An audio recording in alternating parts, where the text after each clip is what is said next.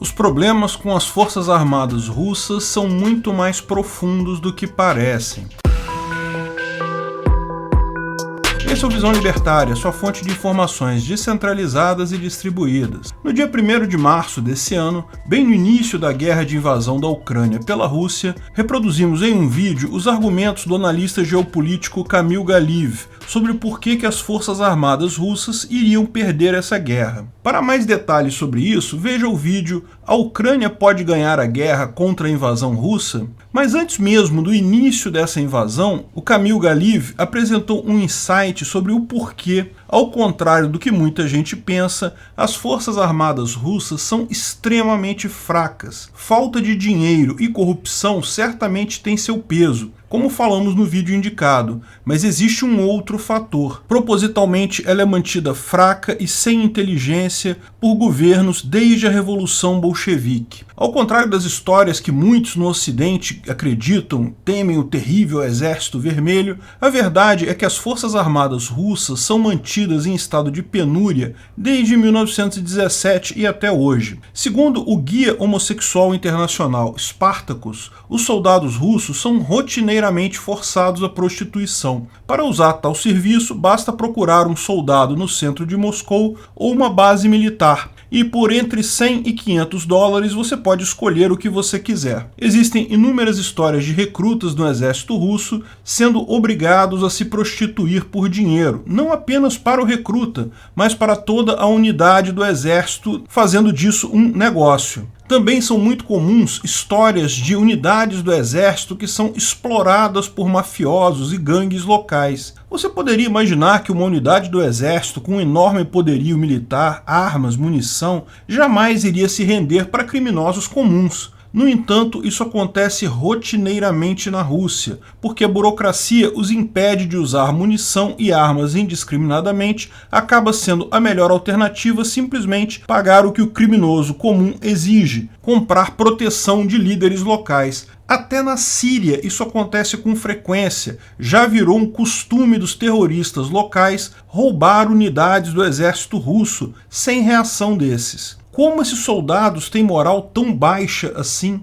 Bem, essa história é antiga. Quando a Revolução Bolchevique tomou o poder na Rússia, em 1917, os revolucionários se viam como os revolucionários franceses do século XVIII e os ingleses do século XVII. Eles sabiam que ambas as revoluções haviam acabado com militares usurpando novamente o poder. Oliver Cromwell na Inglaterra e Napoleão Bonaparte na França. Faz sentido, o Estado é uma máfia. Para se manter no poder é preciso o uso de violência. Ninguém mais capacitado, experiente e eficaz nisso do que os militares. No momento que se cria um vácuo de poder, com a ordem dominante sendo varrida por uma revolução, em algum momento algum militar vai ocupar esse vácuo de poder. Essa ligação não faltou aos revolucionários bolcheviques, e logo começaram a acontecer várias mortes de comandantes militares, qualquer um que se destacasse mais ou menos no Exército Vermelho de então. Oficialmente morriam por fogo inimigo,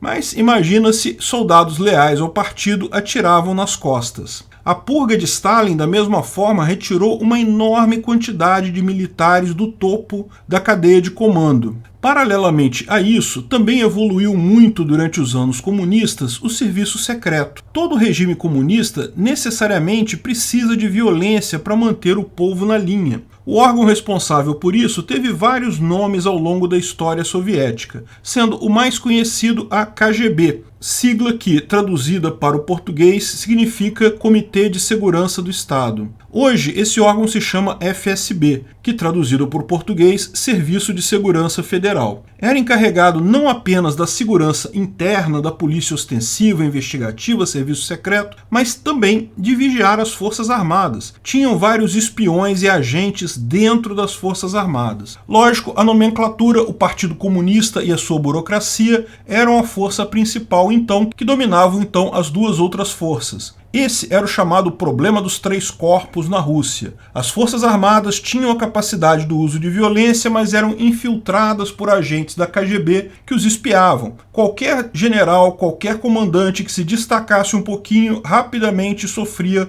uma morte acidental. A KGB era muito mais bem paga, tinha um status muito maior e um controle sobre toda a inteligência, inclusive a inteligência militar. Porém, tinha uma capacidade de uso da força muito menor. Assim, o partido conseguia controlar a KGB e, dessa forma, as Forças Armadas. Esse arranjo de forças durou até 1991. A queda da União Soviética pode parecer um mero colapso descontrolado, mas, em última análise, foi uma revolução detalhadamente planejada pela KGB. Mudanças da ordem política de um país tipicamente acontecem quando uma contra-elite tira a elite do poder. Esqueça a revolução do proletariado, revolta das classes mais baixas, isso nunca acontece. As classes mais baixas estão preocupadas demais em conseguir dinheiro para conseguir comer e dar alimento para os seus filhos no dia seguinte. Não tem tempo para se preocupar com revolução. E uma revolução também requer recursos. Então, em todas as revoluções, em todas as épocas da história, sempre foi feita por uma contra-elite, um grupo de pessoas próximo à elite que, porém, discordam veementemente desta.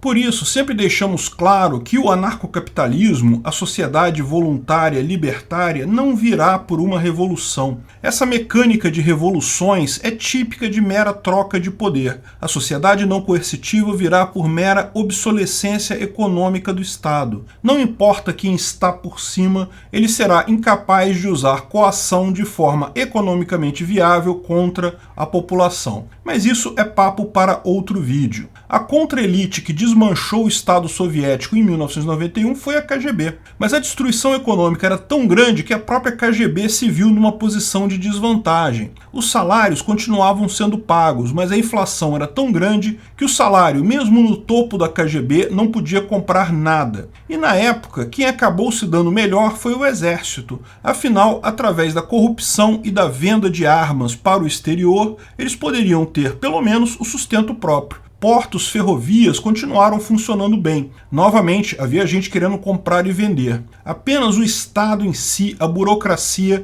havia colapsado. Quando Yeltsin assumiu o poder, ele quase foi retirado logo em seguida por um golpe militar. Então ele viu que precisava tratar os militares da mesma forma que os bolcheviques revolucionários de 1917, tirar poder deles, se preciso tirar a vida. Começou então uma grande quantidade de mortes suspeitas de generais, que continuam desde então. Olhe a linha do tempo com as mortes de generais suspeitas no exército russo. Sempre depois de uma guerra, tem um monte de mortes misteriosas. Em 1999 e 2000 foi a Segunda Guerra da Chechênia, que os russos venceram. Logo em seguida, muitos generais mortos. Veio um período calmo, sem mortes suspeitas. Em 2008, guerra na Geórgia, que a Rússia também venceu. E depois disso, mais uma fila de generais mortos de forma suspeita. Em 2014, invasão da Crimeia. Novamente, mais um monte. Por que isso? Bem, porque com uma vitória militar, a moral dos militares aumenta. Militares com a moral alta podem se tornar uma contra-elite e tirar poder do governo. Rapidamente o serviço secreto resolve este problema, restaurando a antiga ordem que existe desde a época dos comunistas. Portanto, não é nada surpreendente o desempenho muito aquém do esperado dos exércitos russos nessa guerra. A corrupção, a falta de dinheiro para manutenção do equipamento, isso tudo era esperado,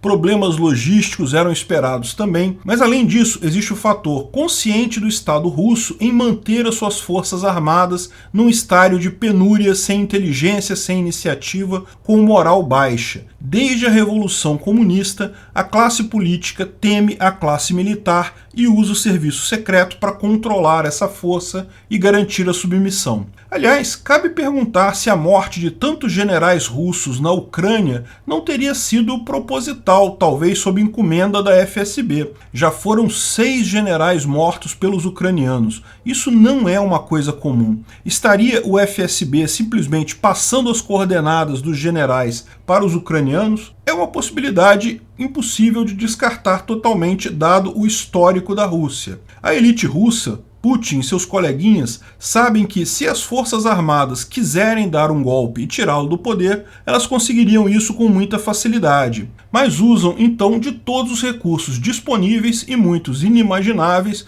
para controlar essa ameaça. Muito disso feito com o uso do FSB. Porém, com um fracasso tão claro na Ucrânia, começa a surgir na elite russa o medo de o próprio FSB se tornar novamente uma contra-elite e dar o golpe. Não é uma possibilidade remota. Como falamos no vídeo Analista do FSB, Putin foi enganado por Biden e agora é ameaçado por Bortnikov, muitas pessoas têm mencionado o movimento do líder do FSB, Alexander Bortnikov, contrários a Putin. Vários oficiais ligados a Bortnikov foram presos por agentes leais a Putin, tais como Sergei Bezeda e Anatoly Bolyuk. Falamos sobre isso no vídeo Bilhões de dólares gastos com rede de apoio secreto que não funcionou. E mais recentemente, a 9ª diretoria do FSB, controlada por Bortnikov, prendeu o general Roman Gavrilov, muito ligado a Putin. Está havendo certamente atrito entre os dois ali. A guerra na Ucrânia já está perdida para a Rússia. Militarmente, ela pode até ganhar a guerra, mas os objetivos finais de controlar a Ucrânia